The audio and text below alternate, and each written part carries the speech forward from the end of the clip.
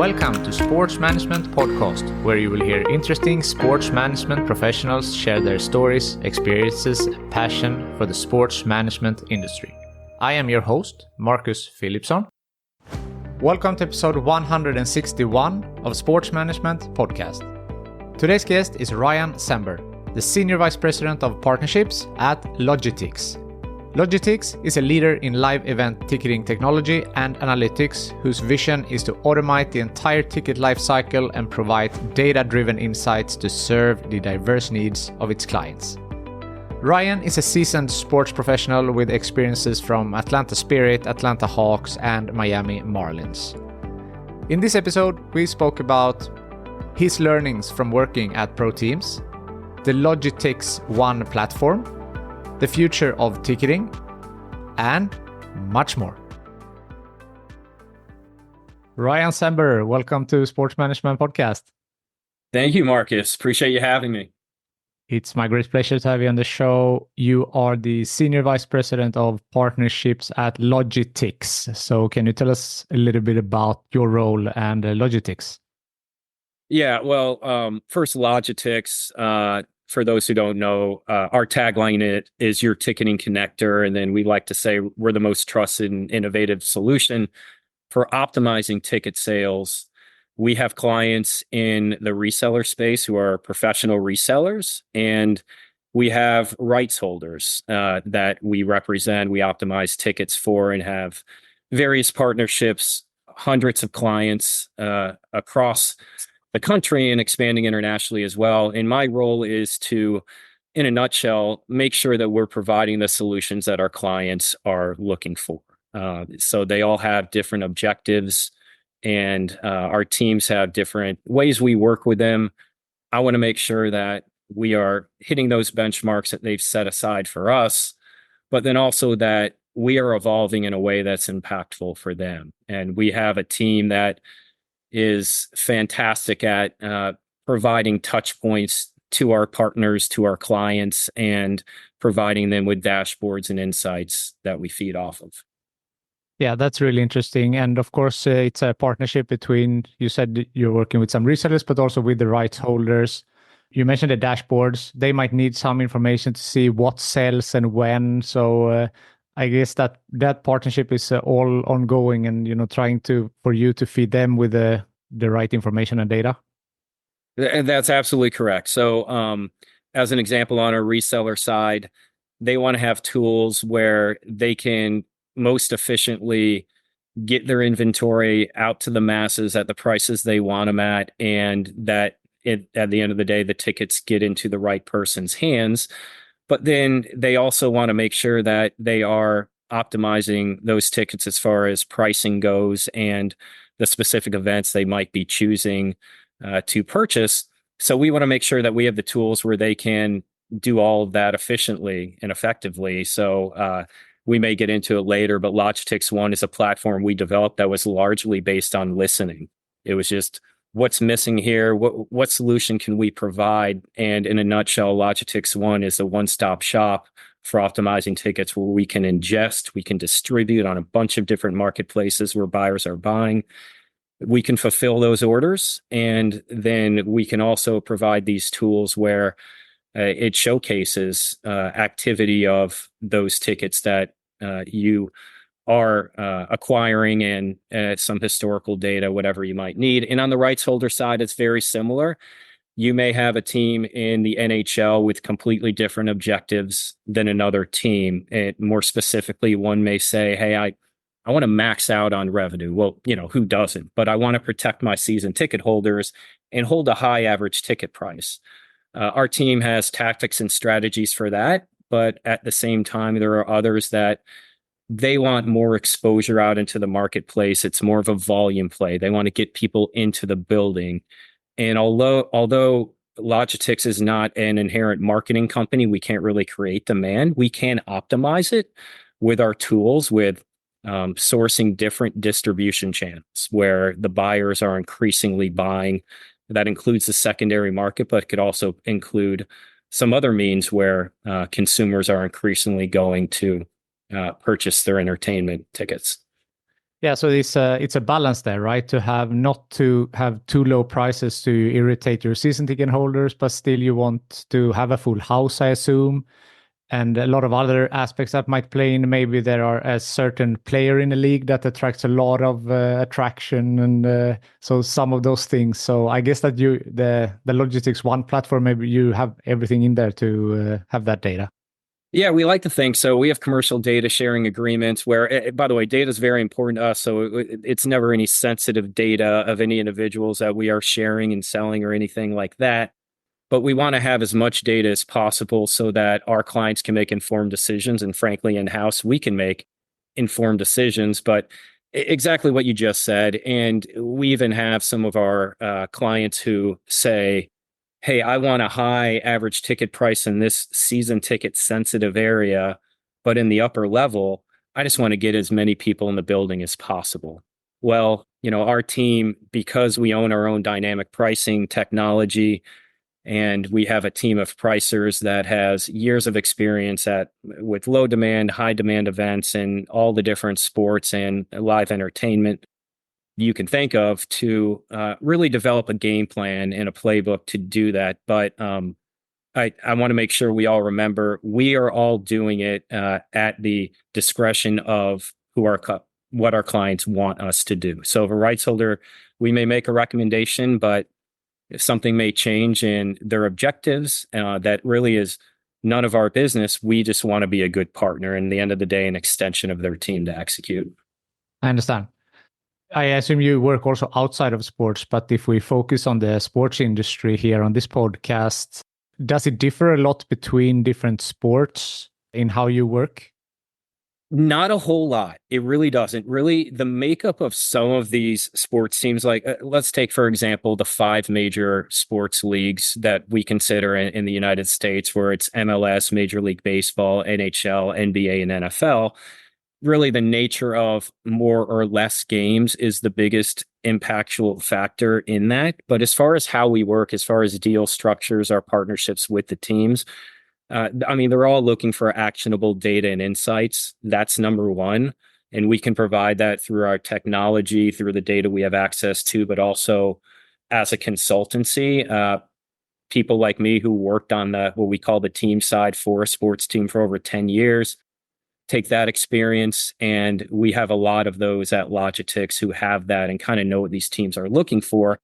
But when I say it's more impactful as far as the makeup of those leagues and the number of games, obviously you have 40 plus games in the NBA and NHL, 81 home games in Major League Baseball. So when our team of pricers and partnerships team members are looking ahead at the best ways to optimize, we really need to take into account a lot of factors that are variables coming into play, where how many games do you have in a week? Early season games typically perform. How does weather play into it? And other factors like that. But, really for the most part, how we partner doesn't differ a whole lot. Interesting. So for hockey then, that it's indoors, it doesn't have the weather aspects to take into consideration. Well, I would argue that it could if there's a lot of ice on the roads, there's a projected blizzard 10 days out from the game. But yeah, of course not. It doesn't. It's not as much of a factor, of course, as baseball when you have to wear the elements and be out there. And, we're trying to figure out how to really factor in weather and these other variables, how much of a weight should we put on it and how far out? Are people getting their tickets 5 to 10 days out? And this is something that we study. Maybe it should be the projected weather from that moment on. And if it looks like it's going to be bad, that might influence us to push out tickets more on a volume play at the discretion of a rights holder so that we fill up the building and have a little bit more to work with as we get closer to an event. I assume you take in, all kinds of factors when you're having these decisions, but we mentioned weather, of course, maybe if it's a playoff game or not, but can you mention some, like a couple that are like more important than others? Absolutely. The NHL schedule was just released a couple weeks ago. And one factor we increasingly look at is How many home games are within a 2 week span, or even in the same week, and that can heavily weight how we score a game. So one you may have heard of game tiering. A lot of those familiar with dynamic pricing will say, okay, I'll look at my schedule and I'll label a game that when Lionel Messi's coming in town in the MLS, that is an A game. But there are B games, C games, D games. At Logitech, we're moving towards what we call event scores. And that's the ultimate granularity where it would be, as an example, there could be a B game, a B plus, a B plus plus.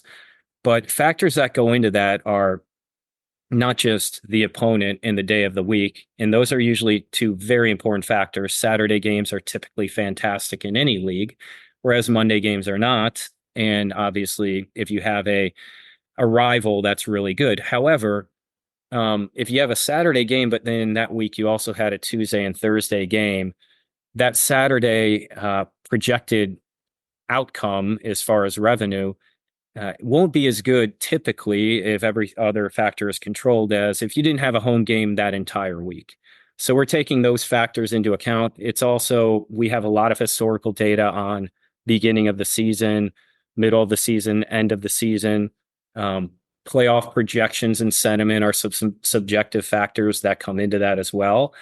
And then, we try to look at league-wide trends, what's happening throughout the league year over year to help us understand sort of, how we can anticipate that demand. And I'll tell you a big one that our team is studying right now, and we're on the cusp of kind of rolling this out and making it a part of our suggestions and something we provide to our partners is, what are the impacts if you have a lot of events going on in your city? Okay.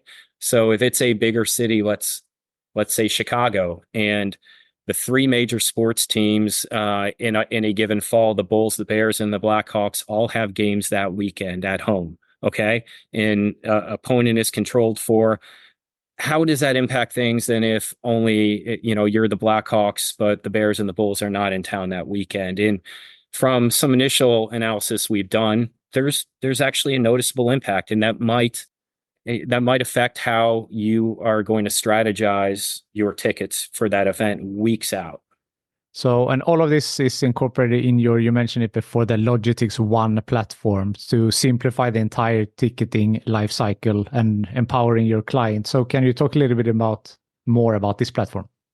Yeah, absolutely. And, it's one where it's a single interface that, like I mentioned at the beginning, a one-stop shop for optimizing ticketing where the event inventory can be ingested.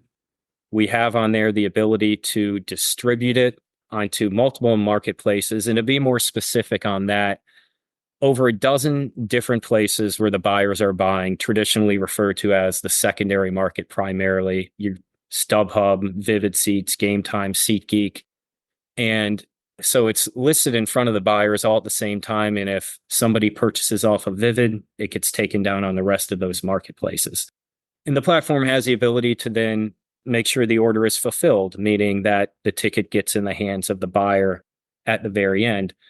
So that's basically what's called the automation process. However, at the same time, when Logitech is actively managing tickets, we have our dynamic pricing going to work as well. And our dynamic pricing is a mixture of art and science. And I talked a little bit about both of those where our pricing team comes into play.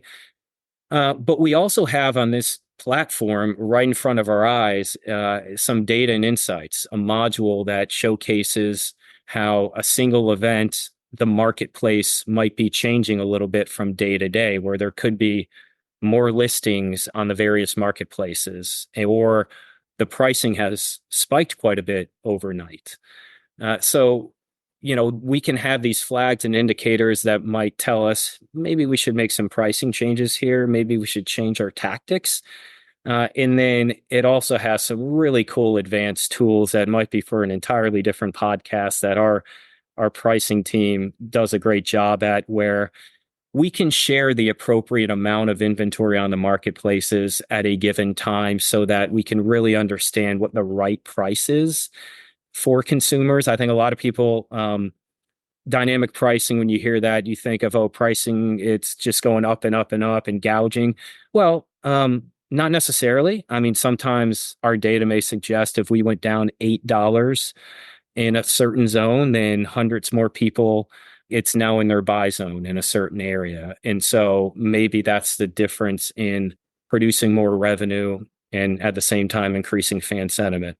But hopefully we're making our clients happy at the same time. I'm sure you do. And I mean, you mentioned before all kinds of dashboards and so forth. So can the rights holder in this case go in and have this live view of what's happening? Great question. Yes, they can. They always have the keys. And, this gets back to us serving as an extension of their team. We never consider the inventory ours. It is always their inventory. We are always serving on their behalf. They can always go in the dashboards, see what's happening. I love when that happens because it shows that there's value that we're providing. And I know many of them use that to justify other decisions that they make internally, whether it be marketing or pricing changes on their primary ticketing system. We have canned dashboards, I'll call them, that showcase velocity, how quickly tickets are being purchased leading up to the event, which marketplaces. But then we also will customize dashboards for our clients if they ask for something specific, such as, hey, I really want to drill down on the club area and here's what I want to know. And maybe you can build a graph that has this or that'll really help me understand if we should repurpose this spot. How helpful is it that you mentioned you and other people on your team as well, that they have been on the other side, they have been on the rights holder side. So maybe then what you would have liked in that position, and now you can try to give that from the service side. Yeah, well, my first introduction to services like this on the team side, it showed me how I could have more confidence in my decisions. I mean, the easiest part was just like, okay, if they are going to share some data with me on just how tickets in this certain area, how they're transacting on these secondary markets, that gives me a lot more confidence when I can combine it with what we are seeing on our primary ticketing channels internally. And so, I mean, that was number one. It's like, this has tremendous value no matter what market landscape that you're in. But then number two, I think I have also an understanding of how some decisions are made internally. So when it comes time to partnering with someone like Logitechs, that we make sure we cover some bases on kind of what I've mentioned to you already of we're an extension of your team and we will cater whatever partnership offer to what your landscape looks like and what your objectives are. We don't have a menu that we say, okay, well, here are our offerings, here are our prices. That's not how we operate at all, because we want to make sure that we're aligning with a partner. And that's I think that's why I keep saying that word over and over, is partnership, because that's how we see it. Yeah, and I think in general, like partnerships is used more instead of sponsorship in many ways as well, because you want to really emphasize that partner aspect of a relationship. Yeah, exactly. And, we also when we talk about a reseller side of the business, many of them do want us to be just completely hands off, make sure that we have the tech that they need, the dashboards created. And maybe you would say, okay, it's a client relationship. But in the same token, we want to make sure that as things are evolving in their business and there are technology needs, data needs, how can we be ready for that? And so they're very helpful for us, as I said at the beginning, all of our clients or partners, whatever you want to call them, in developing Logitech's One platform and the different solutions. So we mentioned that you have been on the other side, on the rights holder side. So I'm interested to dig a little bit deeper in your career. So how did you get into sports in the first place, and how has your journey been up until this point?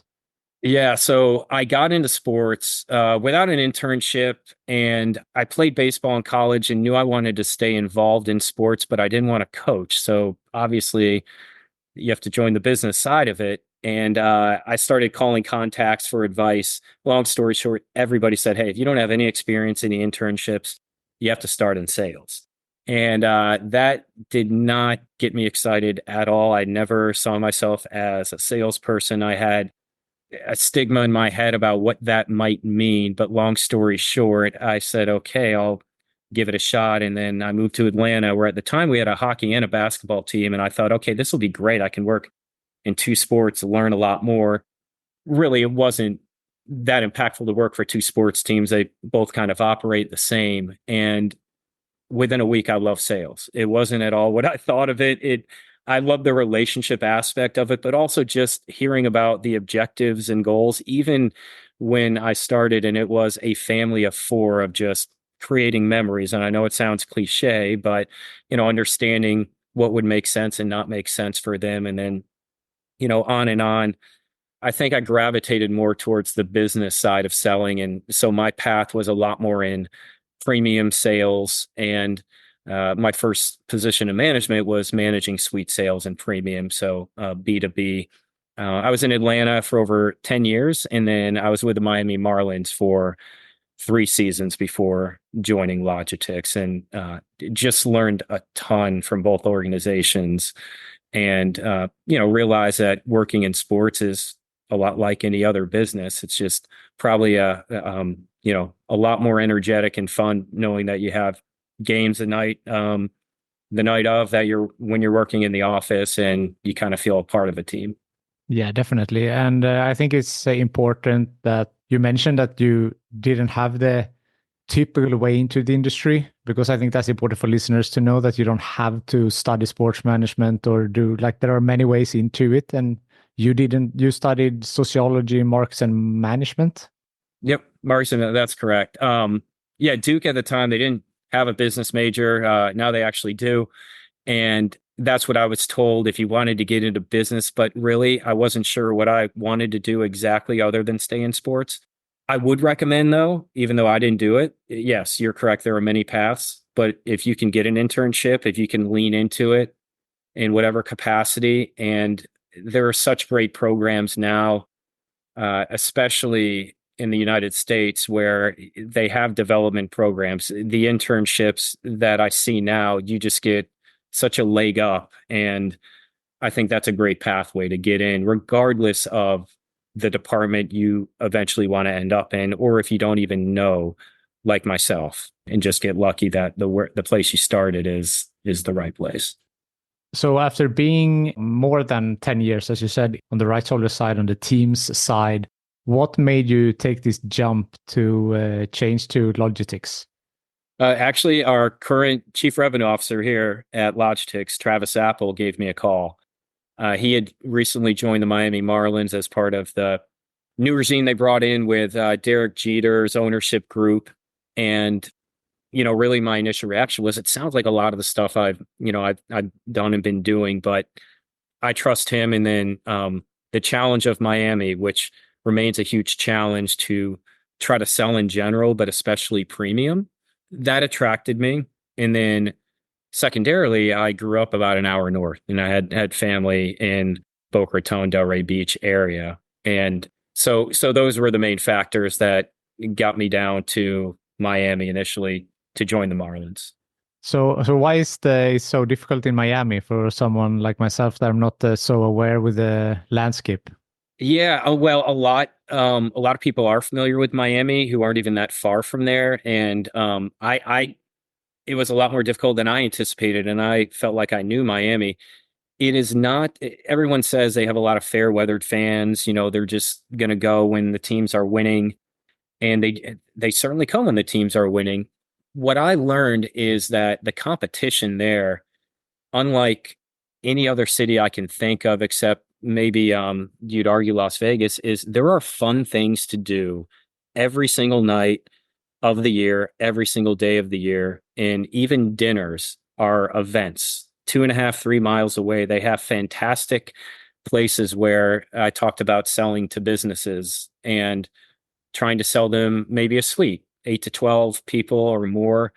And there are just great places where you can do that. That's not even a sporting event or considered an event in Miami, all over the place. But then also, right now, it doesn't get dark until past 8 o'clock, and any day of the week, if you're riding into a Marlins game and you're near the water, you see hundreds of boats that are out. I mean, people are still able to be outdoors in the weather on boats. And so you're competing against that as well, as far as, hey, come to a baseball game when there are a lot of other things going on. And then that's just not even to mention all the different sports that come in, the friendlies, the concerts. They are always bidding for that stuff, as you know, the Copa final was played in Miami as well. And also weather that makes it easy to be outside, and that opens up more activities as well.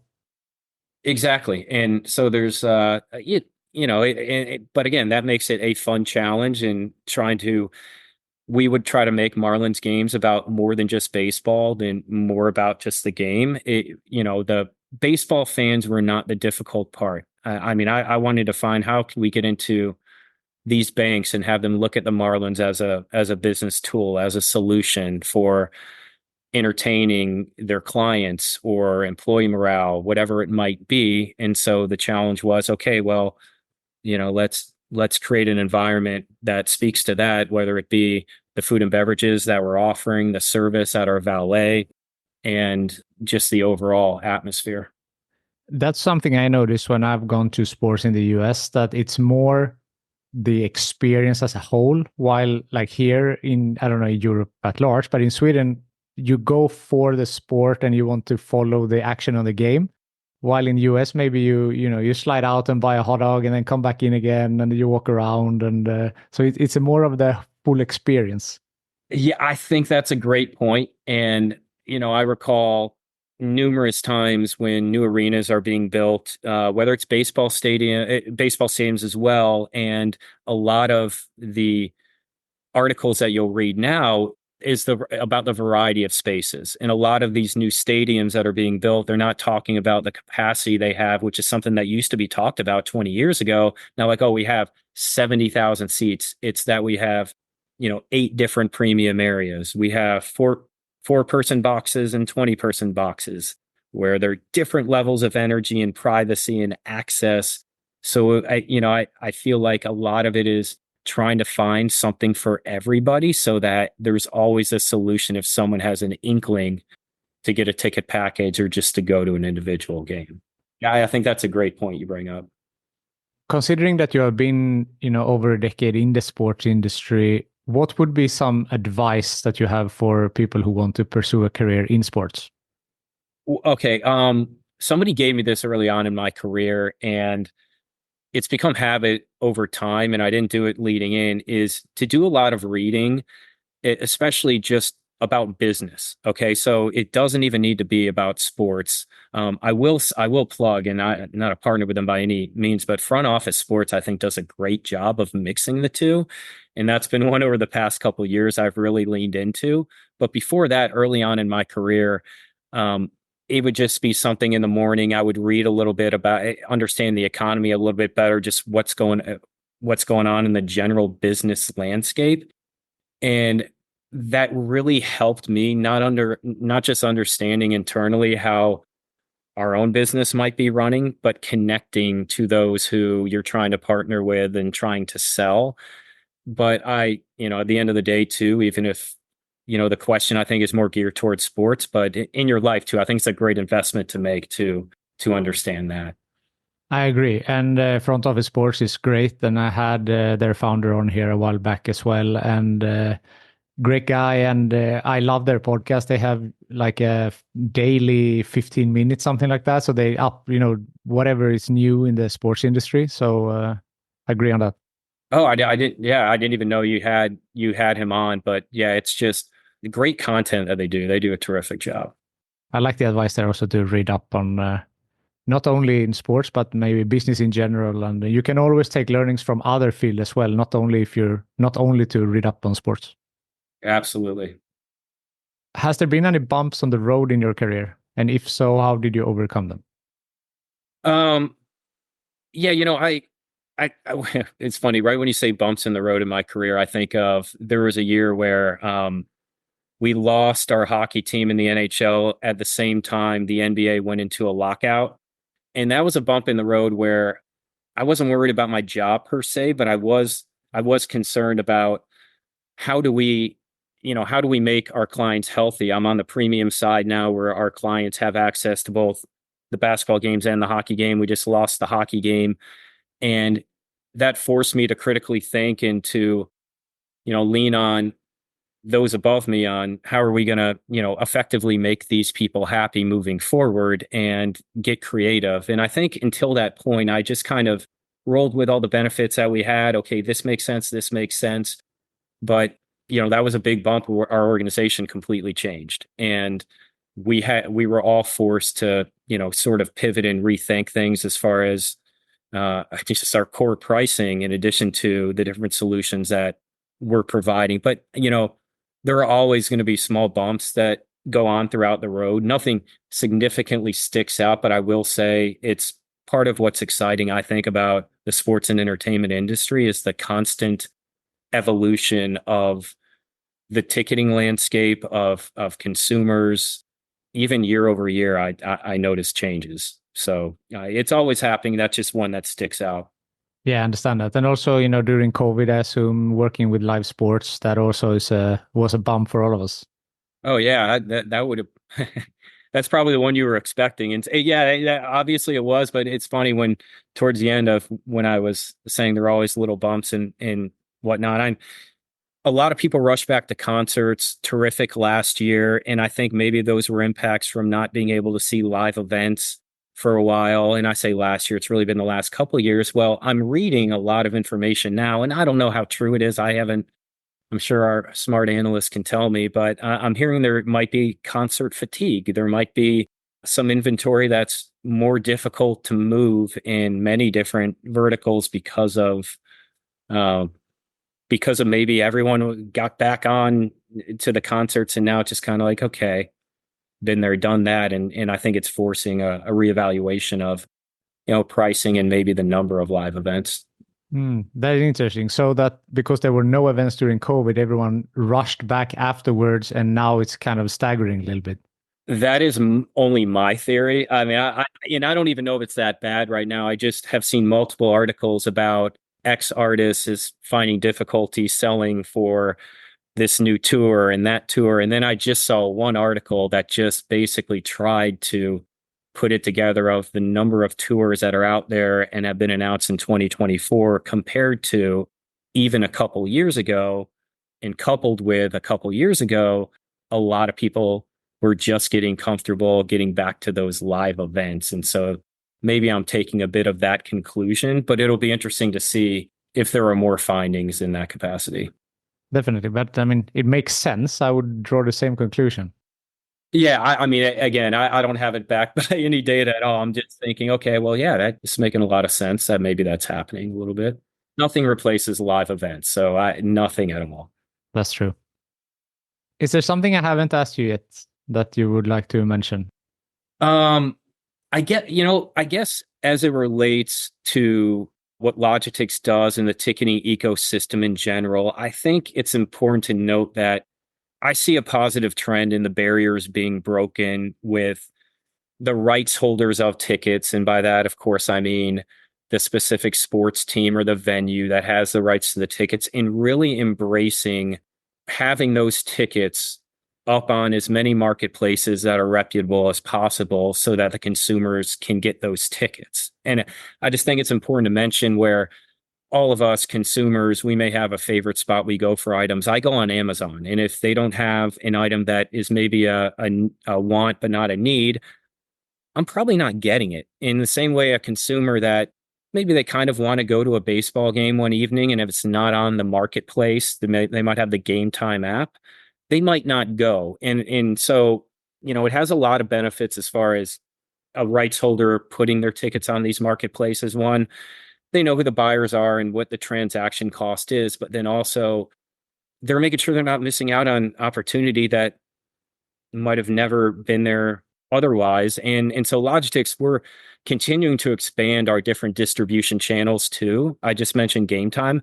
I had not heard of Game Time 5 or 6 years ago, but now it's one of the big four marketplaces that a lot of, I know a lot of people think that it's just, a younger audience. It's not just a younger audience. But my point is, what's the next one? There could be one right now that is, the teenage crowd or the crowd in college is acquiring as an app. And I think it's great that all of these rights holders are leaning into that and making sure that their tickets are represented on all of those apps as they continue to grow and are sourced. Yeah, and as you said, like maybe if you are only on one or two platforms, then you're missing out on a huge opportunity because other people might look elsewhere. That's absolutely correct. I mean, you're obviously getting good data and insights because you're represented there in those transactions, but then you don't know also about the opportunity that you missed. And your whole data set is more complete. And it's great for the fans too, because, again, I don't have the data on how often people shop around, but I know if something is not on my Amazon app, it seems like everything is. So that's maybe the wrong example, but I'm not going to take the time to shop around. So maybe there are other people like me. 100%. So I like to end these chats with a networking question. And you have been kind enough already to provide me with some future guests on this podcast. But if you look again into your black book, do you have anyone from your network that you think would be a good guest on this podcast? I'm sure I have a bunch for you that'd be really valuable. One that comes in my head from working in Atlanta in the past, Eric Platt. And I can connect you with him where I hope I get his title right, VP of Global Partnerships. He was VP of Ticket Sales. And it's interesting, he made the transition from overseeing ticket sales in Atlanta to partnerships and just the title Global Partnerships. I think he'd be interesting to have on, and how brands have evolved and maybe how the Atlanta Hawks have attempted to attract brands, whether they're looking for exposure or relevance, and just the evolution of that. Yeah, definitely. Sounds like a great guest. Ryan, thank you so much for taking the time to be on Sports Management Podcast. I really appreciate you having me, Marcus. Anytime. Thank you. Thank you for listening to the Sports Management Podcast. Please hit the subscribe button so you don't miss out on any upcoming episodes. Also, feel free to leave a comment about what you thought about this episode. If you want to get in contact with me, send an email to sportsmpodcast@gmail.com or hit me up on Facebook, Twitter, or Instagram @sportmpodcast.